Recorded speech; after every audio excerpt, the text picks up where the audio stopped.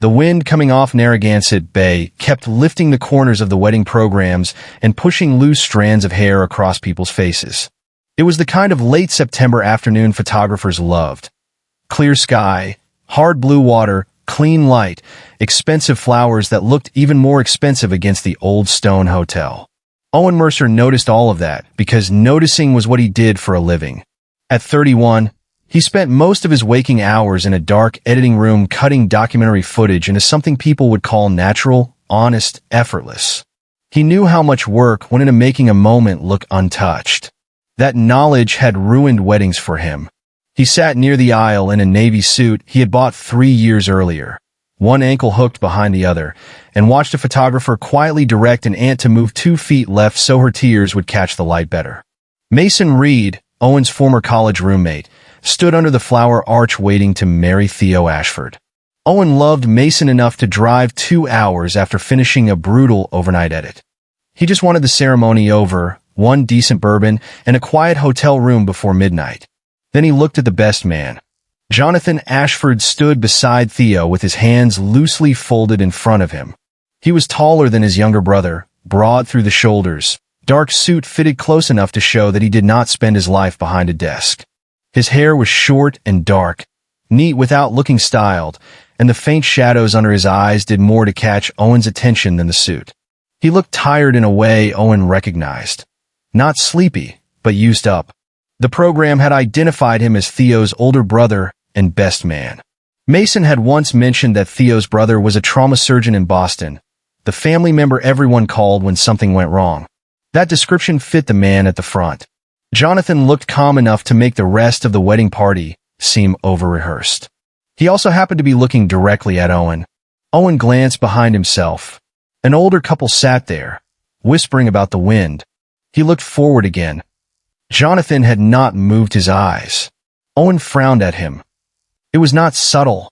Jonathan's mouth shifted at one corner, almost a smile.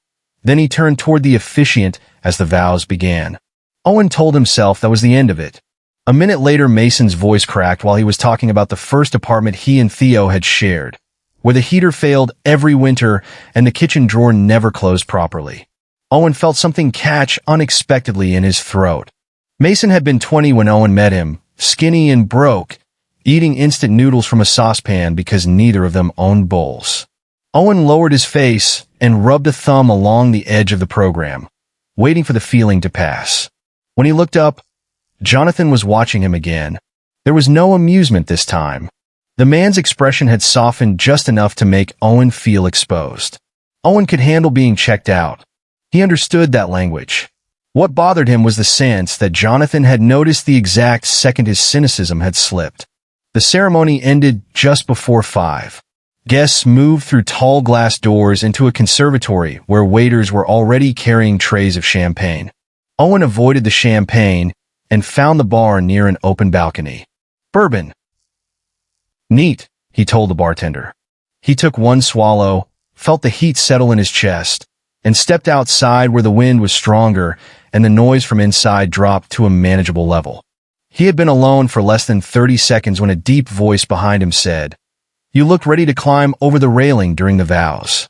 Owen closed his eyes once before turning. Jonathan had lost the formal pose from the ceremony.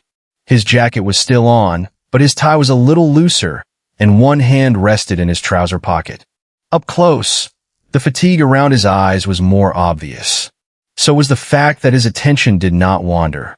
"I was checking the drop," Owen said. "For safety." Jonathan looked over the balcony. 3 floors. Bad plan. Good thing I have a doctor nearby. That got a real reaction. Jonathan laughed once, low and brief. "Trauma surgeon," he said. "Not a magician." "I know." Owen lifted the program in his hand. "Mason also talks. A lot."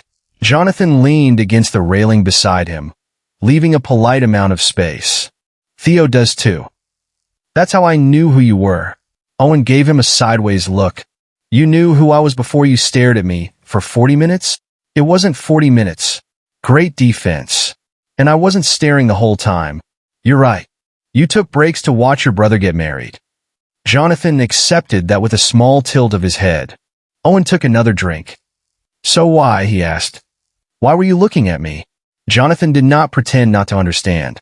Because everyone else was trying to capture the ceremony.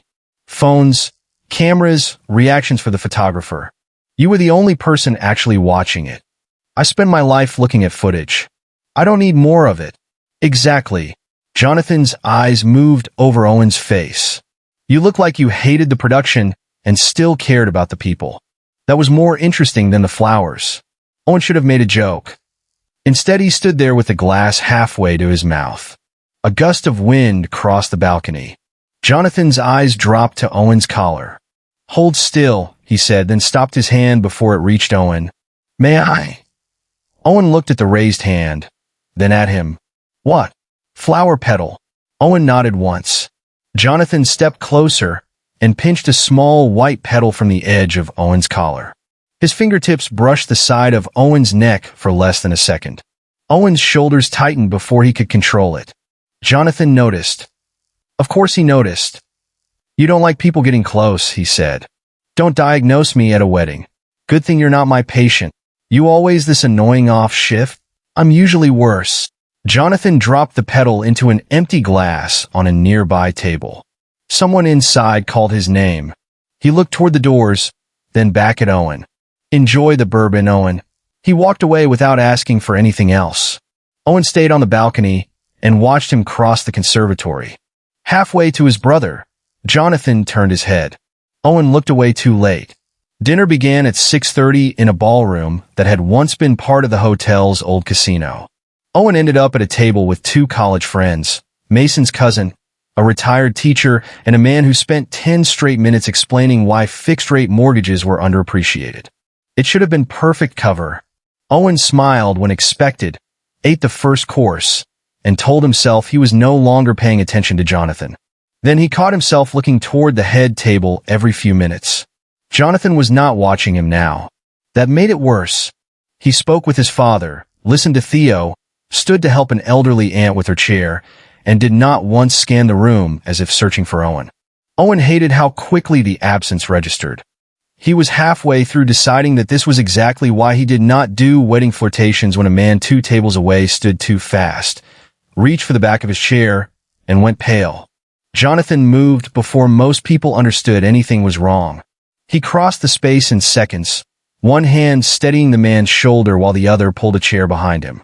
"Sit down for me," he said, calm enough that the people around them stopped panicking. He asked 2 short questions, checked the man's wrist, then had someone bring water. No performance, no raised voice, no crowd of helpers. When the man's color returned, Jonathan stayed crouched beside him until he was talking normally, then told the man's wife what to watch for, and suggested they skip the next glass of champagne. The whole thing lasted maybe 4 minutes. Jonathan returned to his seat, without accepting the small burst of applause someone tried to start. Owen watched him smooth his napkin over his lap and continue a conversation as if nothing had happened.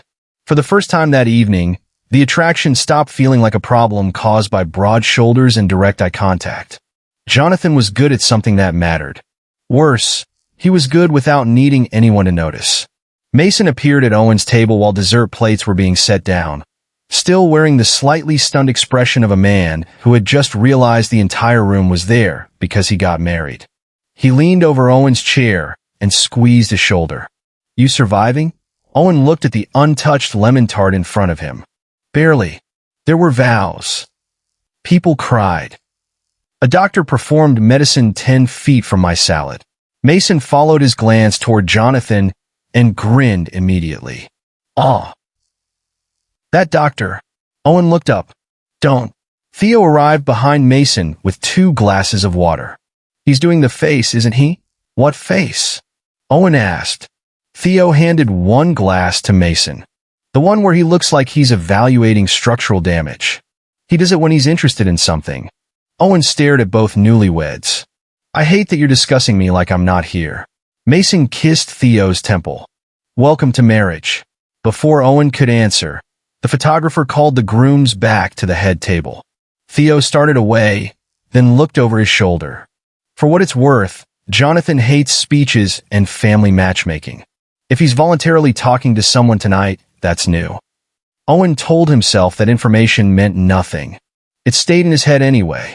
At 8:15, Theo tapped a fork against his glass, and the room quieted for the best man's speech. Jonathan stood with a microphone in one hand and no notes. "I considered telling you embarrassing stories about Theo," he began. "I have 34 years of material and legal access to most of the witnesses."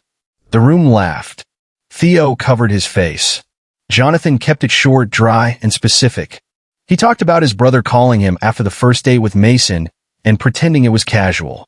He talked about Mason learning exactly how Theo took his coffee after 1 week and still getting it wrong on purpose whenever Theo became too smug. Then his tone changed. "People remember relationships as highlights," he said. "First dates, trips, proposals. Days like this. That's the footage everybody keeps." Owen's fingers stopped moving against the stem of his glass. Jonathan continued, "But the part that tells you whether something is real is usually the part nobody records. Grocery stores, bad mornings. Sitting beside somebody when neither of you has anything useful to say. Letting them see the parts you'd normally cut." His gaze found Owen once. Only once. "That's the risk. That's also the good part." Owen waited until the applause ended before moving. He found Jonathan 20 minutes later near a side door, speaking with the photographer. Owen stopped a few feet away until the conversation ended. Jonathan looked at him. "You stole my profession for your speech. I borrowed one metaphor. Without licensing it. Send me an invoice. I charge by the hour. So do I." Owen laughed despite himself. Jonathan's eyes warmed. "Walk with me," he asked. This time Owen did not pretend he needed convincing. They left through the side door and followed a narrow hall toward the hotel's old boathouse veranda. The music softened behind them. Outside, the air had cooled and the dark water was almost invisible except where the hotel lights broke across it. Jonathan removed his jacket and folded it over the back of a chair. His white shirt pulled across his shoulders when he rolled the sleeves to his forearms. Owen looked, then caught Jonathan catching him. "Don't start," Owen said. "I didn't say anything. Your face did. Occupational hazard." They leaned against opposite sides of the veranda railing. Owen asked, "How long since you've slept properly?" Jonathan looked almost offended. "Is that your professional opinion? I'm not a doctor. I can still see your face. 2 nights that weren't great. Because of work?" Jonathan nodded. 2 car crashes, 1 stabbing, 1 teenager who thought jumping from a roof into a pool was a good idea. Was he okay? He'll be okay. His parents may kill him after discharge. Owen smiled. Jonathan looked out toward the water. "I nearly missed the rehearsal dinner. Theo said it didn't matter." "Which meant it mattered. So you came anyway." "He's my brother." The answer was so simple Owen believed it more than anything Jonathan had said in the ballroom. He looked down at his hands. "Mason would have forgiven me if I'd skipped the wedding. Would you have forgiven yourself?" "Eventually." "That's not an answer. You really do this for a living." "Not this part." Jonathan's voice dropped. "At work people usually lie because they're scared. You're lying because you think it gives you control." Owen stared at him. "You want the honest version?" Jonathan waited. Owen rubbed his thumb over a scratch in the railing. "My parents were excellent at weddings. Anniversaries too. Dinner parties. Christmas cards. Every photo looked great. At home they could go 3 days without speaking unless it was about money or me." He exhaled through his nose. "I learned early that public affection is cheap. Put enough people in a room, and everyone suddenly knows how to promise forever." Jonathan did not rush to disagree. That helped. "So don't believe anything I said in the ballroom," he said. Owen looked up. Jonathan had moved closer without Owen noticing. "Believe what I say when nobody's watching." The line should have sounded rehearsed. It did not. Jonathan put one hand lightly at Owen's waist, not pulling him in, simply resting there. Owen's pulse jumped. Jonathan's thumb moved once against the fabric of his jacket. "Do you want me to move?" he asked. Owen looked at his mouth. "No." Jonathan leaned in slowly enough that Owen could feel the heat of his breath before anything happened. "Jonathan!" Theo's voice came through the open door. Both men stopped. Theo appeared at the end of the hall, already apologizing. I need you for family photos before we lose the last light by the water. Photographers threatening violence. Jonathan shut his eyes for half a second. Owen stepped back, biting the inside of his cheek to keep from laughing. Theo looked between them. Did I interrupt something? Yes, Owen said before Jonathan could answer. Theo's eyes widened. Jonathan laughed under his breath. I'll be there in a minute. Theo vanished with the speed of a man who intended to tell his new husband everything. Jonathan turned back to Owen. Apparently duty calls. Go save the sunset. Stay around. Owen lifted his brows. That sounded dangerously close to an order. Jonathan picked up his jacket. Request. Better. Jonathan paused at the door. Please. Owen watched him leave and hated how much he liked that one word.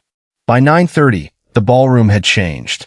Dinner tables were pushed back, jackets were disappearing from chairs, and the band had given up on restraint. Owen stood near the bar with soda water because a third bourbon seemed like a bad idea. Across the dance floor, Jonathan was trapped between Theo and Mason while both grooms tried to teach him a dance he clearly did not know. Jonathan resisted for about 30 seconds. Then Theo grabbed his wrist. Mason nearly fell into him laughing, and Jonathan finally gave in. He was terrible. Completely, sincerely terrible. Owen watched the controlled surgeon miss a turn, swear, and laugh hard enough to bend forward. The sight hit differently than the staring from the ceremony. There was no intensity aimed at Owen. No deliberate charm. Jonathan was just an older brother at his younger brother's wedding, happy and off balance. Owen smiled into his glass. Mason saw him from the dance floor and pointed at him. Owen immediately shook his head. Mason pointed again. Owen raised one finger in a very clear response and backed away before he could be dragged into anything. He escaped through a side corridor in search of the restroom and nearly walked into Jonathan coming the other way. Jonathan had abandoned his jacket again. His tie was gone, the top two buttons of his shirt open, and a faint flush sat high on his cheeks from dancing. Coward, Jonathan said. I saw you run. I preserve evidence. I don't participate in it. You've been avoiding me. You've been busy. Jonathan stopped in front of him. That's not an answer.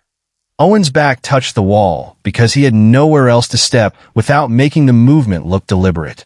Jonathan placed one palm against the wall beside Owen's shoulder, leaving the corridor open on the other side. He did not touch him. If this is just the wedding talking, Jonathan said, tell me now. Owen looked at the open collar of his shirt, then at his face. I've been trying to convince myself of that all night. Jonathan's hand dropped from the wall. One finger brushed Owen's wrist. Owen turned his hand over and caught it, threading their fingers together. Jonathan's grip tightened immediately. For a few seconds they said nothing. Owen could feel Jonathan's thumb against the side of his hand. It was a small contact, almost ridiculous after the way they had been looking at each other for hours, but it felt more dangerous than the hand at his waist. Jonathan glanced down at their joined hands. You do realize you're making my argument for me. What argument? That you're not actually trying very hard to get away. Owen moved half a step closer. Maybe your argument needs better evidence. Jonathan's eyes dropped to his mouth. Owen could see the exact moment he considered kissing him. Instead, Jonathan leaned close enough to say, I have a feeling you're going to be difficult on purpose. You're learning. A door opened at the end of the hall, and a cluster of guests spilled out laughing, looking for the coat room. Owen and Jonathan separated at the same time. One of them snorted. Then the other did. The tension broke into quiet laughter. This wedding has terrible timing, Owen said. Jonathan nodded. First thing tonight we've agreed on. They made it back to the ballroom just as the band shifted into a slower song. Owen headed automatically toward the bar. Jonathan caught his wrist, not hard enough to stop him if he wanted to keep moving. One song. Owen looked at the dance floor. Absolutely not. You spent 10 minutes watching me humiliate myself. Fairness requires participation. Fairness has never required dancing. Jonathan held out his hand anyway. Owen stared at it, then at him. I don't dance. Neither do I. You have evidence. That made Owen laugh. Against his better judgment, He took the hand. They stayed near the edge of the floor where nobody serious about dancing would bother them. Jonathan put one hand at Owen's side. Owen rested his palm against Jonathan's shoulder. There was no choreography to hide behind, just a slow shift of weight and the warm pressure of Jonathan's fingers through Owen's jacket. "This is terrible," Owen said. "Objectively," you asked. I wanted to confirm the footage. Jonathan leaned closer, so he could be heard over the band, and Owen could feel Jonathan's breath near his ear. Worse in person, Jonathan's thumb moved once against his side. "You haven't left." Owen looked up at him. "Don't ruin it." For the rest of the song, neither spoke.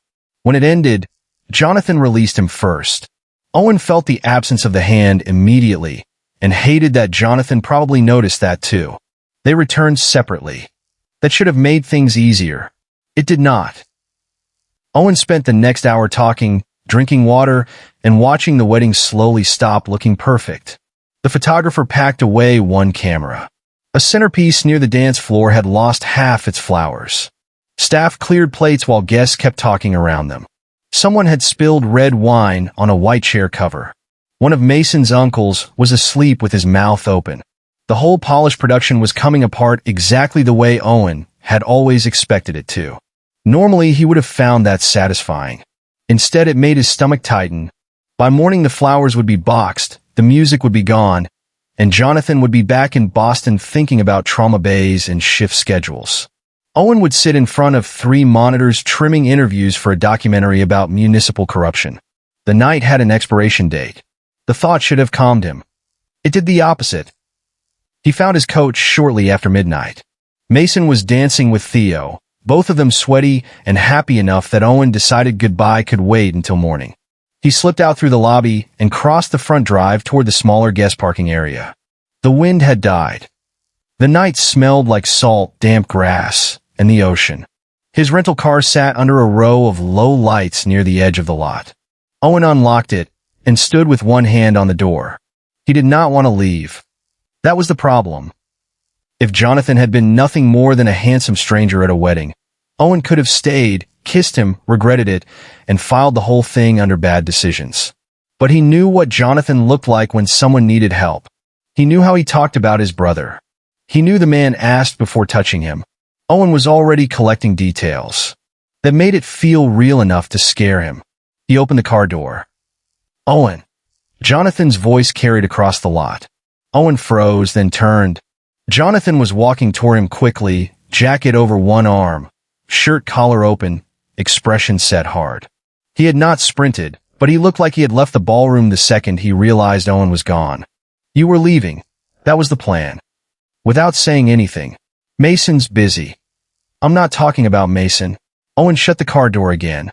"What exactly did you expect?" Jonathan stopped a few feet away. "I expected you not to disappear after spending half the night telling me you weren't running." "I didn't say that. You held my hand in a hallway. That's legally binding now?" "No. It's evidence." Owen looked away.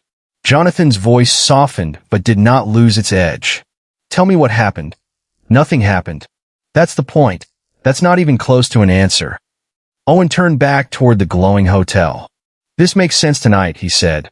"The suits, the champagne, your brother getting married, everybody acting like their life changed because a band played the right song. Tomorrow it doesn't." Jonathan's jaw tightened. "You decided that quickly. I know what happens after the lights come up. You know how documentaries get edited." "You don't know me." "Exactly. Then stop deciding for me." The words landed harder than Owen expected. Jonathan stepped closer, but left space between them. "Do you know how many people needed something from me today?" "Theo needed a best man. My parents needed me to make sure everything stayed on schedule. Half the family asked me medical questions because apparently attending a wedding turns me into urgent care." Owen almost smiled, but Jonathan kept going. "At work I'm useful. At home I'm useful. It's what I'm good at. You were the first person all day who looked at me and didn't need anything.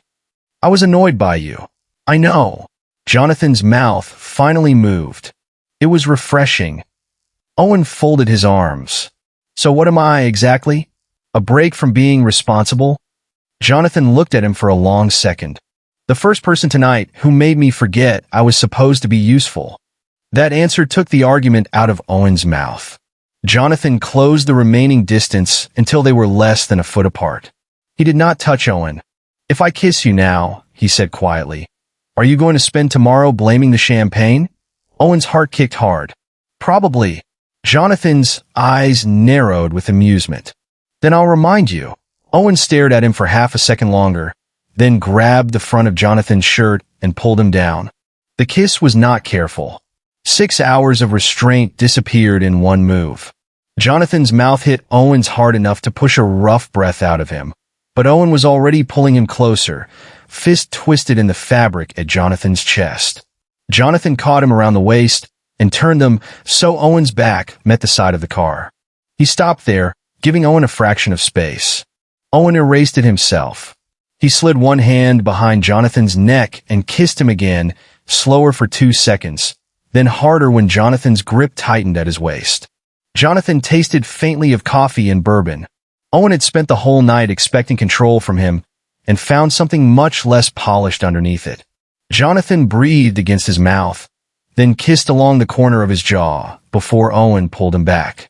When they finally separated, both of them were breathing too fast. Jonathan kept one hand at Owen's side. Owen looked down and noticed the other man's fingers were trembling slightly against his jacket. "You're shaking," Owen said. Jonathan looked at his own hand as if surprised by it. "Apparently, good. Cruel. You started this by staring at me from an altar." "I wasn't on the altar." "Technicality."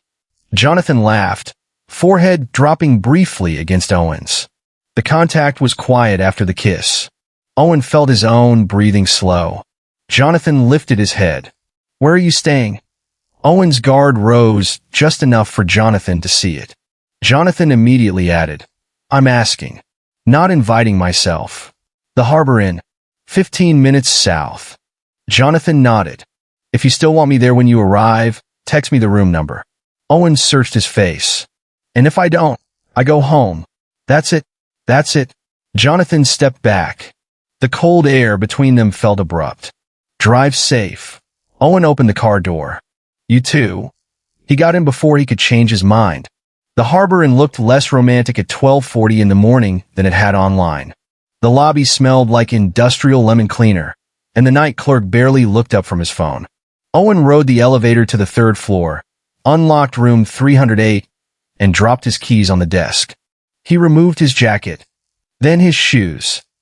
Then he stood in the middle of the room, still wearing his open collar shirt and trousers, staring at his phone. Jonathan had not texted.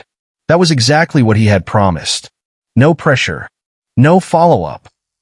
Owen walked to the window, saw his own reflection against the black glass, and swore quietly.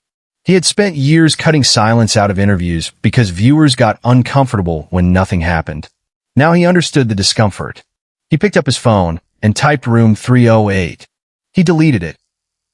Typed it again. Added nothing else. Sent it. Jonathan knocked 23 minutes later. Owen knew because he had checked the time twice, then hated himself for checking.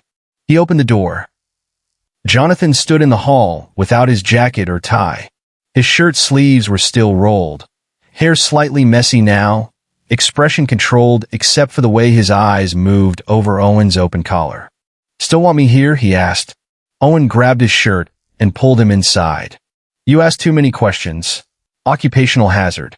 Owen shut the door with his foot and kissed him before Jonathan could say anything else. The second kiss was hotter because neither of them had an audience to blame. Jonathan backed Owen against the closed door, one hand firm at his waist and the other sliding up his back. Owen opened Jonathan's shirt button by button between kisses, impatient enough to miss one and swear when the fabric caught. Jonathan laughed against his mouth, then let Owen push the shirt from his shoulders. He was leaner than the suit had made him look, chest hard from years of early morning training, a pale surgical scar crossing one side near his ribs. Owen ran his palm over it without asking for the story. Jonathan's breath changed. "Your turn," he said. Owen lifted his arms and let Jonathan pull his shirt off.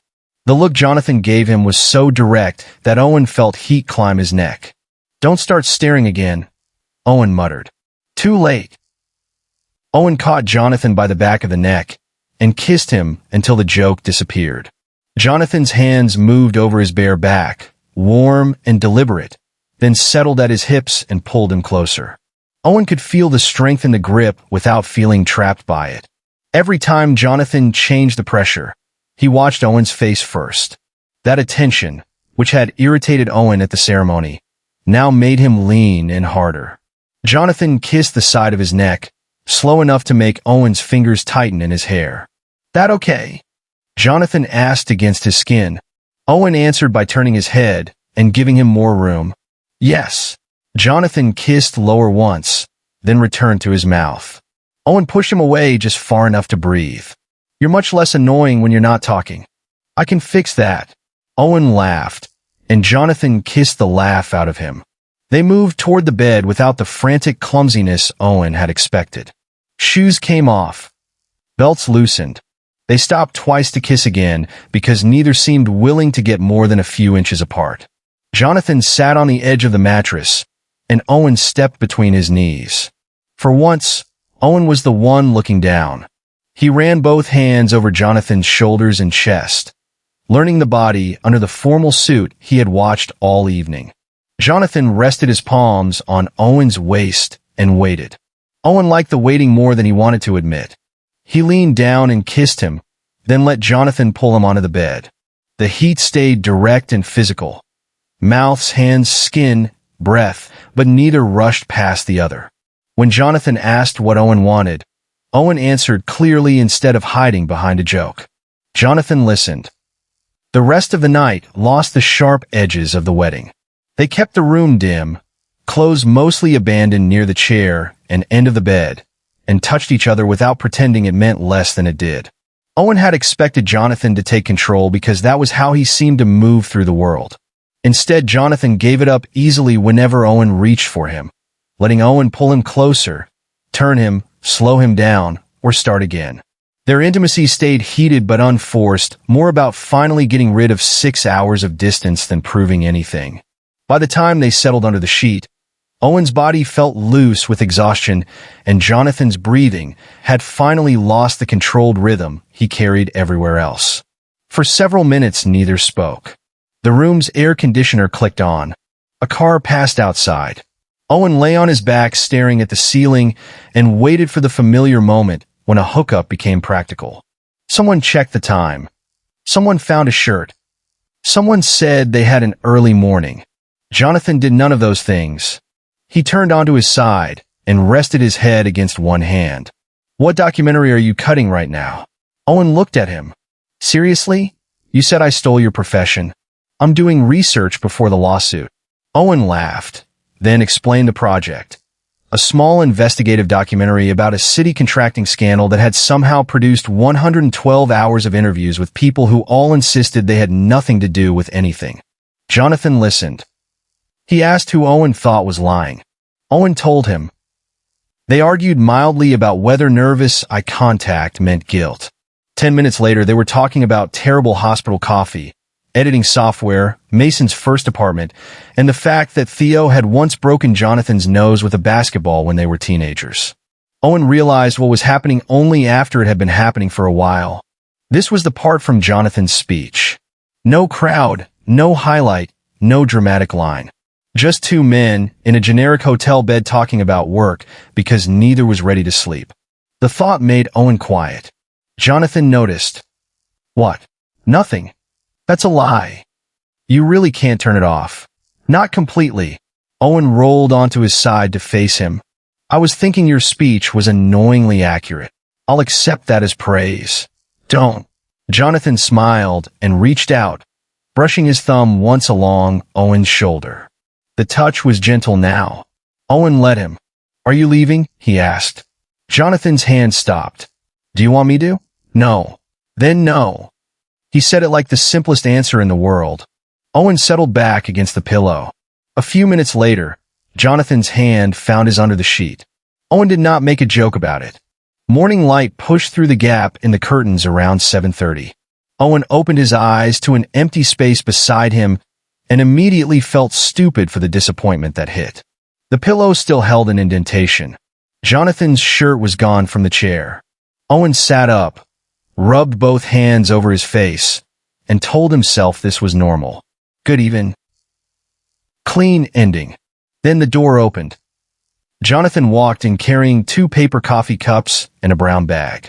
He had put his shirt back on, but not the tie, and his hair was still damp from a shower. Before you accuse me of fleeing, he said, the lobby coffee looked criminal, so I went across the street. Owen stared at him. You left the hotel? For coffee. That's dangerously committed behavior. Wait until you see breakfast. Jonathan tossed him the bag. Inside were 2 sandwiches wrapped in foil. Owen unwrapped one, took a bite, and immediately made a face. This is terrible. I know. You bought 2. I was optimistic. Jonathan sat on the edge of the bed with his coffee. Owen looked at the cheap sandwich, then at him. So this is the footage nobody keeps? Jonathan smiled. Unfortunately, Owen ate another bite anyway. They talked about practical things because practical things were suddenly easier.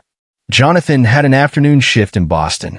Owen lived in Boston too, in an apartment near Jamaica Plain, which Jonathan already knew was 20 minutes from the hospital if traffic behaved and 45 if it did not. You calculate every trip in hospital commute time? Owen asked. Yes, that's bleak. It's efficient. Owen pointed his sandwich at him. That word should never be used before 8 a.m. Jonathan accepted the criticism. Then he unlocked his phone and held it out. Your number. Owen looked at the screen. Very romantic. Dinner Wednesday? That's 3 days away. I have call Monday and Tuesday. There it is. Terrifying calendar. Owen entered his number and handed the phone back. Jonathan immediately sent a text, so Owen would have his. No heart emoji. No line about fate. Just Jonathan Ashford, the man you insulted at a wedding. Owen read it and laughed. You're saving yourself like that in my phone? Accuracy matters. You're impossible. Wednesday, Jonathan said. It was not a question this time, but it also was not an order.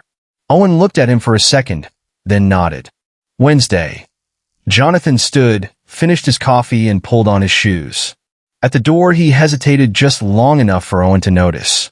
Then he leaned down and kissed Owen once on the forehead, quick and unexpectedly soft. Get some sleep before you drive. Doctor's orders? Request. Better. Jonathan opened the door and stepped into the hall. Owen watched him walk toward the elevator. It should have been easy to stay quiet and let the moment end cleanly. That was what Owen had always been good at. Deciding where the cup belonged, removing anything that made the ending messy. Jonathan reached the elevator and pressed the button. Owen was already out of bed before he had fully decided to move. Jonathan. Jonathan turned. Owen stood barefoot in the doorway wearing yesterday's trousers and nothing else, suddenly aware that 2 housekeeping carts were parked farther down the corridor. He did not care. Wednesday, he said again. Jonathan's tired face changed into a slow smile. Wednesday. The elevator arrived.